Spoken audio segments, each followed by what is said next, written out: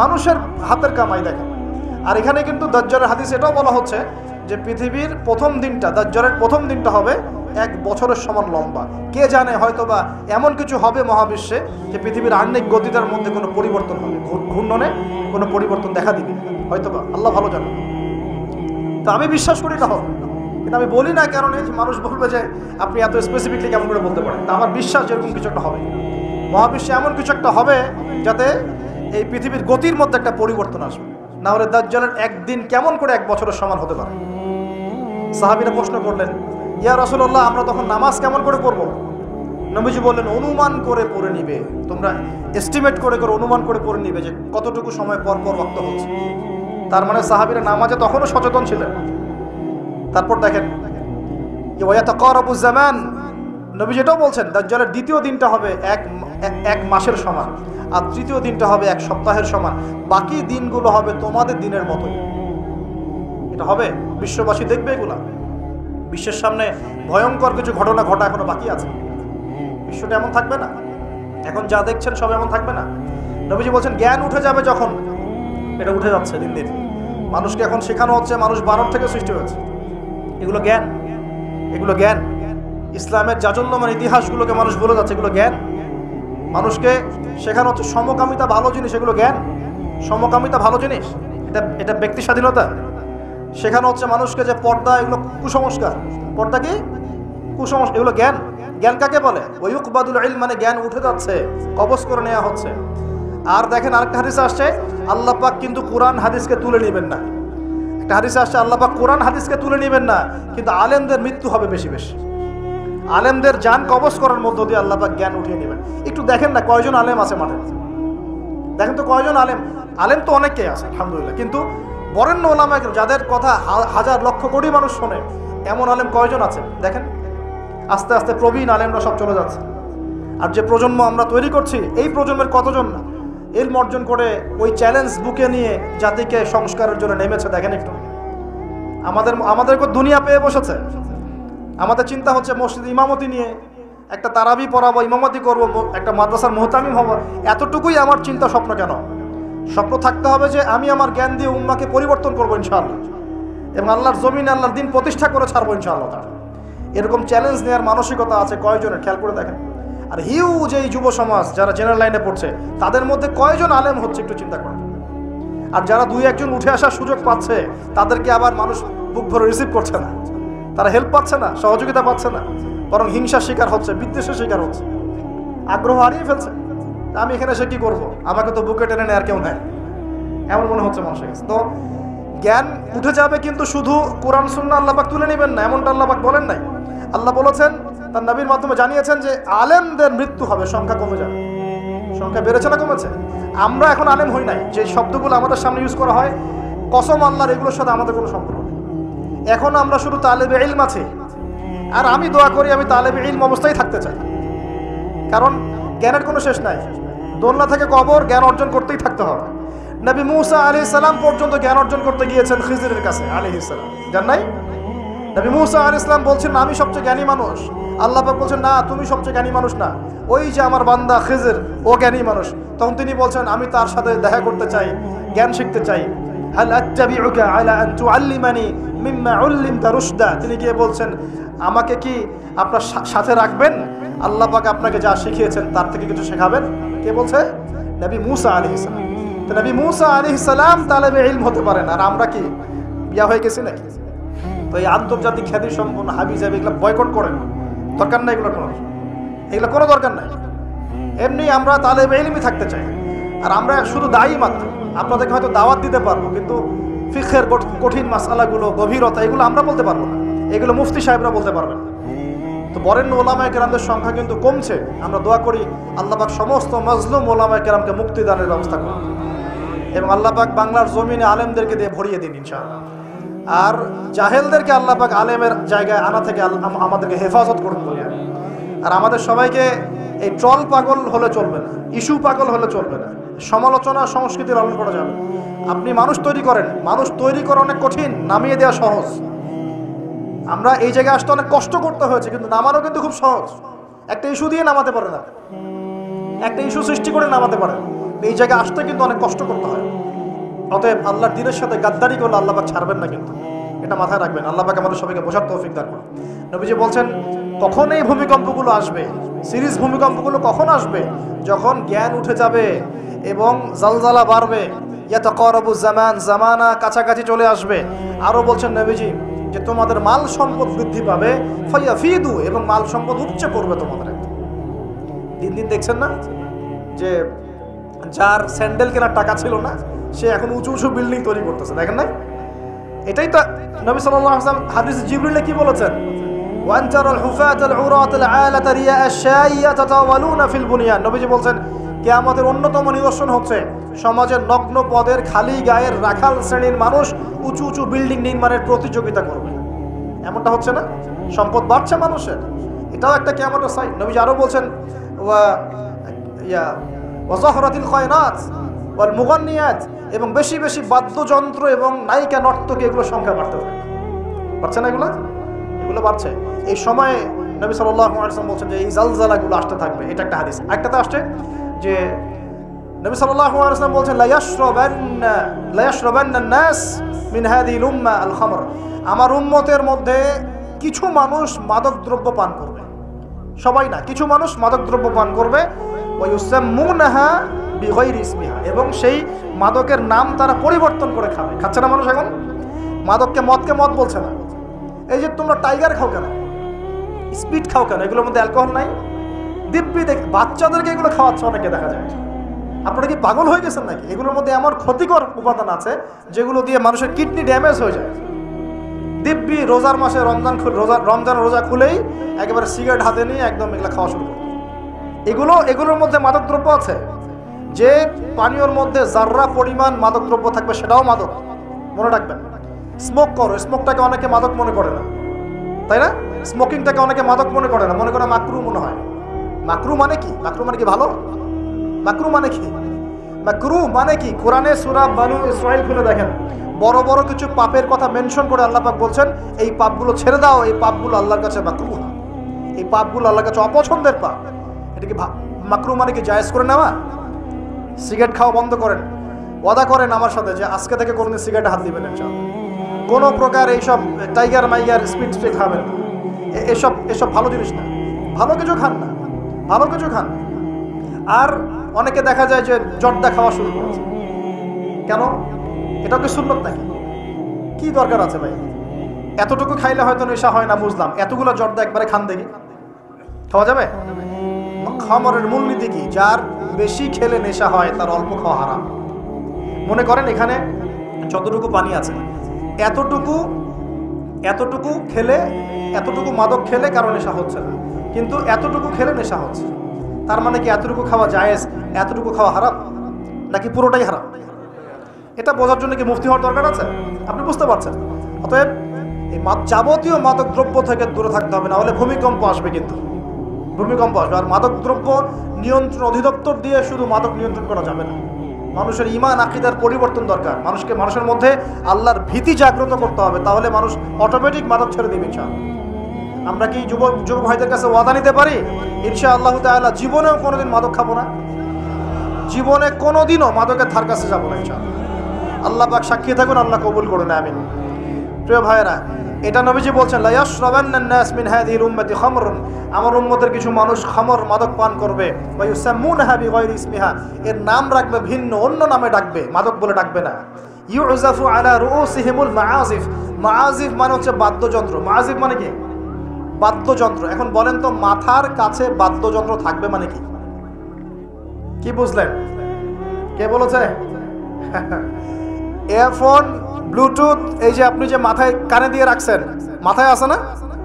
দেখেন নবী সাল্লাল্লাহু আলাইহি ওয়াসাল্লাম কতদিন আগে, 1400 বছর আগে এই হাদিস বলে গেছেন যে ওই সময় আমার উম্মতের একটা অংশ এরকম করে হেডফোন দিয়ে মাথা দিয়ে গান শুনবে, কানের ভিতরে গান মিউজিক চলছে না? ওয়াল মুগান্নিয়াত, এবং তারা গায়িকা নায়িকা নর্তকী নাচায় না মানুষ? শহরগুলোতে গিয়ে দেখেন, খালি গায়িকা নর্তকীর শহরে যাওয়া লাগে, ফেসবুক ইউটিউব ঢুকলেই তো দেখা যায়, সবখানেই নাচতে আছে আর কি। কারণ সমাজের একটা বড় ক্ষতি হচ্ছে এদের কারণে, সমাজের একটা বিশাল ক্ষতি হচ্ছে বেপর্দা মেয়ের কারণে। বহু দিনদার পরহেজগার যুবক পর্যন্ত ঈমান হারাচ্ছে এদের কারণে। আর বাসায় তো এদের বাপ নাই মনে হয়, বাপ নাই, ভাই নাই, স্বামী নাই, কেউই নাই, এদেরকে বোঝানোর কেউ নাই। অনেক দিনদার ছেলে পর্যন্ত এদের ফিতনায় দিন হারিয়ে ফেলছে। আর এখন কিছু কিছু ওয়াইজ বের হয়েছে, প্রেম বিশেষজ্ঞ, মানে বসে বসে প্রেমের আলাপ করতে পারলে বাঁচে। আর এগুলো নিয়ে ট্রল করতে করতে ভাইরাল সব ইউটিউব, ফেসবুক, চুলকা চুলকি সুরসুরি আলাপ করতে ভালো লাগে খালি। এই হারাম সম্পর্কের ভিত্তি ঘুরাই দিতে হবে।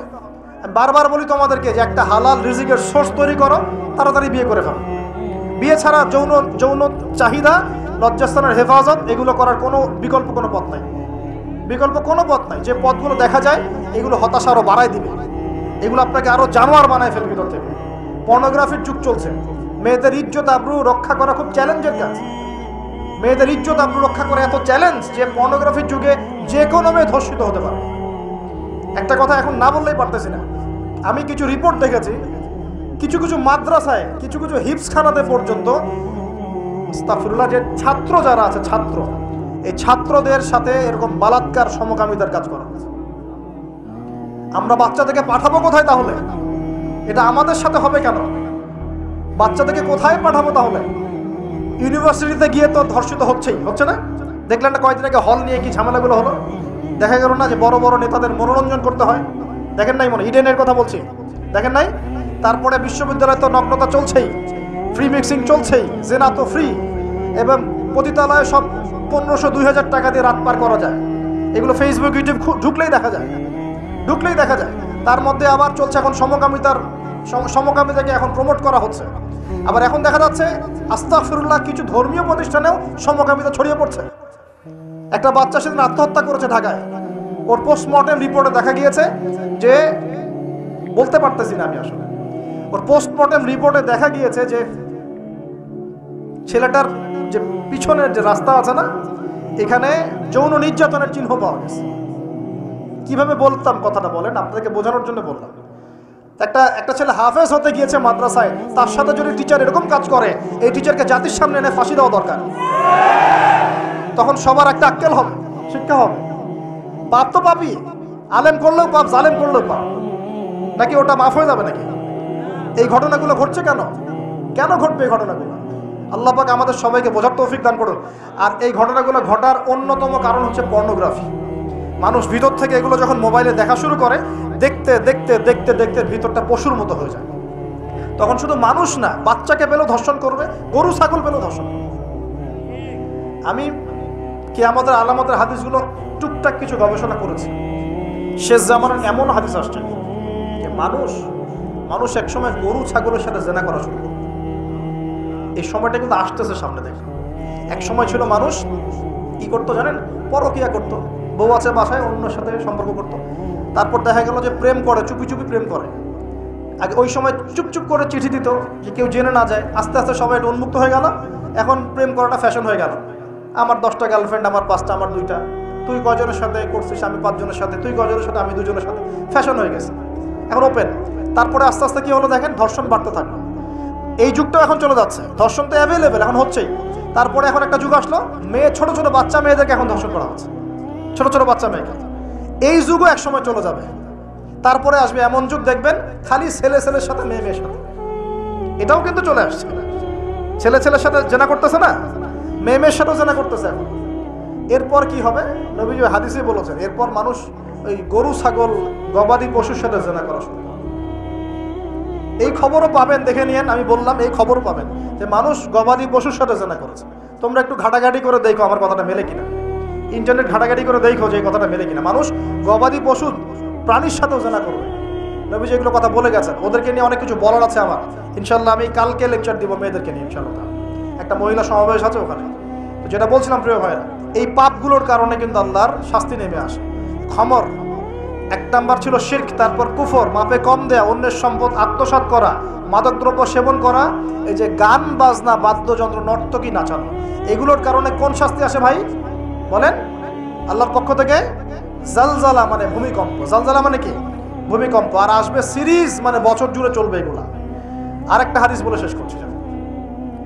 ও আচ্ছা, এর পরিণতিটা বলে নেই। নবীজি বলছেন ওয়াজআলুল্লাহু মিনহুমুল কিরাদাতা ওয়াল খানাজির, যারা এই কাজগুলো করবে মানে মাদক খাবে, নাম চেঞ্জ করবে, যারা বাদ্যযন্ত্র নিয়ে রাত কাটাবে, যারা নর্তকী নাচাবে, আল্লাহ রাব্বুল আলামিন এদেরকে একদিন সকালবেলা বানর আর শুয়োর বানিয়ে দেবেন। আর ওয়ায়াখসিফুল্লাহু বিহিমুল আরদ, আল্লাহ পাক জমিন সহ ওদেরকে ধসিয়ে দেবেন, এই যে ভূমিধস।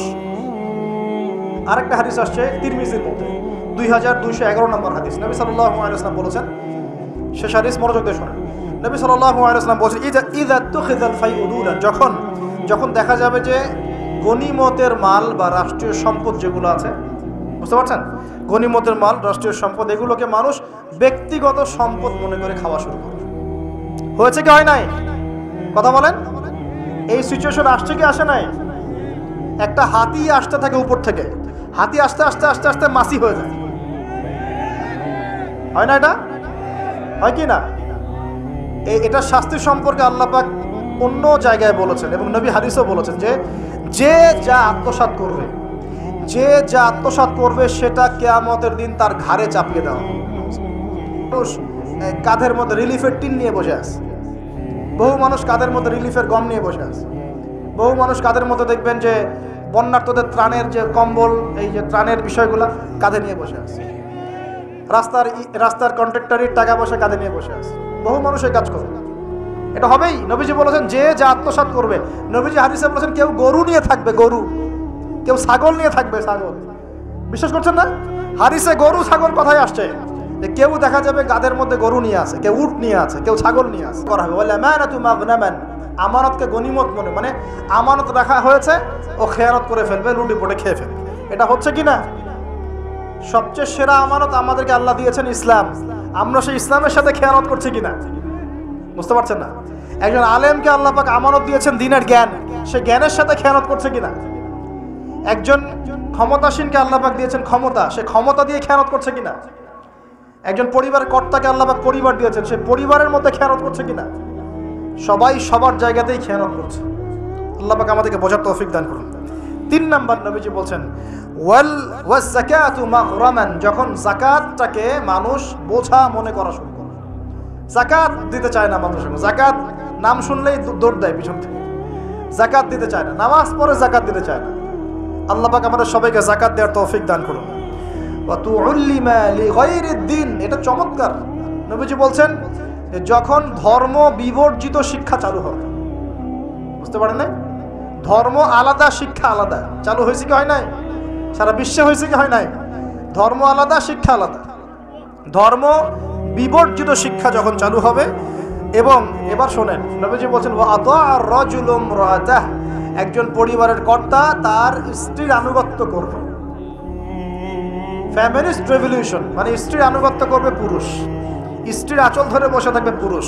শুধু তাই না, ওয়াক্কা উম্মাহ, এবং তার মায়ের সাথে খারাপ ব্যবহার করা শুরু করবে। মাকে প্রাধান্য না দিয়ে বউকে প্রাধান্য দিবে এবং তার আঁচল ধরে বসে থাকবে। এই সময় আসে নাই?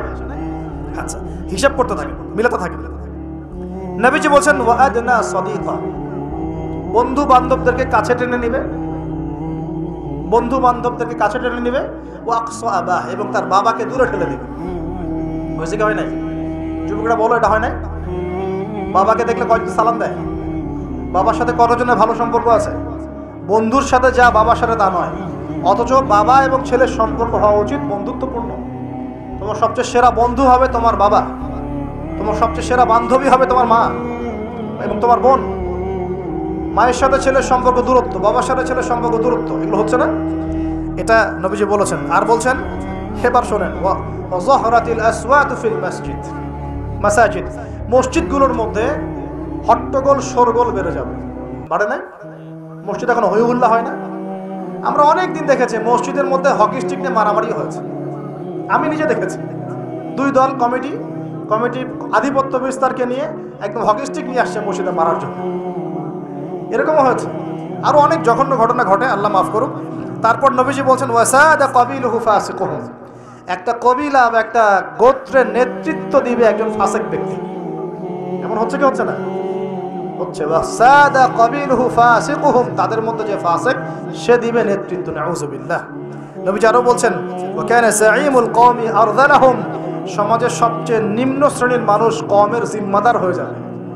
সুবহানাল্লাহ। নবী আরো বলছেন ওয়া উকরিমা রাজুল, একজন ব্যক্তিকে এই কারণে সম্মান করা হবে মাখাফাতা শাররি, তার ভয়ে তাকে সম্মান করা হবে। একজন ব্যক্তিকে তার ভয়ে, তার ক্ষমতার ভয়ে, তার টাকার ভয়ে, তার ক্ষমতার ভয়ে, তার জনবলের ভয়ে তাকে সম্মান করা হবে। এমনটা হচ্ছে না? হচ্ছে। নবী আরো বলছেন ওয়া যাহরাতিল কায়নাত ওয়াল মুগান্নিয়াত ওয়া যাহরাতিল কায়নাত ওয়াল মাআজিফ ওয়া যাহরাতিল কায়নাত ওয়াল মাআজিফ, গায়িকা এবং বাদ্যযন্ত্রের প্রচলন বাড়তে থাকবে। গায়িকা বাদ্যযন্ত্র ব্যাপক হারে বাড়তে থাকবে। এবং ওয়া শুরিবাতিল খুমুর, এবং বেশি বেশি মাদকদ্রব্য সেবন করা হবে। ওয়া লা'না আখিরি হাযিহিল উম্মাহ উলাহা, উম্মতের শেষ দিকের মানুষেরা প্রথম দিকের মানুষকে গালি দেওয়া শুরু করবে। এই পাপগুলো যখন সমাজে দেখা যাবে, এই পাপগুলো যখন সমাজে দেখা যাবে, তখন তোমরা ফাল ইয়ারতাকিবু, এবার ধেয়ে আসবে ইনদা যালিকা, তোমাদের দিকে ধেয়ে আসবে চারটা আযাব। কয়টা আযাব? চারটা। এক নাম্বার, নবীজি বলছেন রিহান হামরাআন, উত্তপ্ত গরম বাতাস তোমাদের দিকে ধেয়ে আসবে। এখনো কি এসেছে? আসবে। আমি রিসার্চ করেছি, এই নাসা এই গবেষণা শুরু করেছে, সূর্য থেকে এরকম ক্ষতিকর কিছু উত্তপ্ত বিকিরণ আসতেছে পৃথিবীর দিকে, এবং সামনে আসবে পৃথিবীর দিকে, দেখে নিয়ে। নাসাও বলছে এটা আসবে, কারণ ওইখানে হিলিয়াম গ্যাসের বিস্ফোরণ হচ্ছে সূর্যের মধ্যে। ওখান থেকে এমন উত্তপ্ত কিছু আসবে যেটা পৃথিবীকে ধেয়ে নিয়ে আসবে একেবারে। আল্লাহ মাফ করো। ওয়ারিহান হামরা, নবীজি বলেছেন গরম উত্তপ্ত বাতাস তোমাদেরকে চাপিয়ে দেওয়া হবে।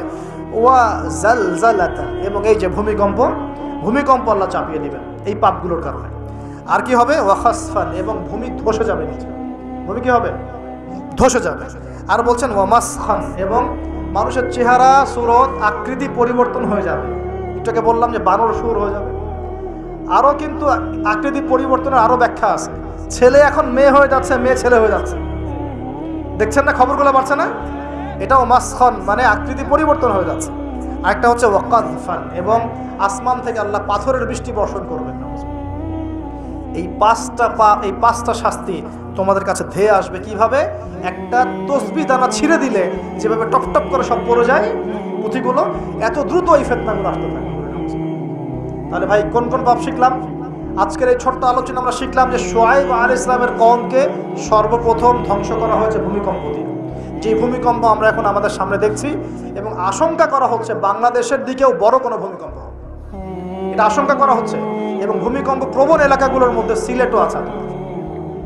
সিলেট, চট্টগ্রাম, এই বার্মার এই রুট আছে, এদিকে রংপুর, ঢাকা তো এগুলো তো আছেই। এবং সবচেয়ে বেশি ক্ষতির মধ্যে পড়তে পারে ঢাকা শহর। আল্লাহ না করুক, আল্লাহ না করুক তো দোয়া করছি, কিন্তু পাপ তো ঠিকই করছে। আল্লাহ না করুক যদি এরকম 5 থেকে 6 মাত্রারও কোনো ভূমিকম্প হয়েছে যার উৎপত্তি স্থল বাংলাদেশের কাছাকাছি, তাহলে দেখবেন আল্লাহ না করুক লক্ষ লক্ষ মানুষ মারা যাবে। নাউজুবিল্লাহ। আল্লাহ আমাদেরকে হেফাজত করুন, আল্লাহ আমাদেরকে বাঁচান। প্রিয় ভাইয়েরা, তবে আমরা শিখলাম শুআয়ব আলাইহিস সালামের কওম কোন কোন পাপ করেছিল যার কারণে এই আযাব আসছে। এক নাম্বার, শিরকের পাপ করছে। কি পাপ বলেন?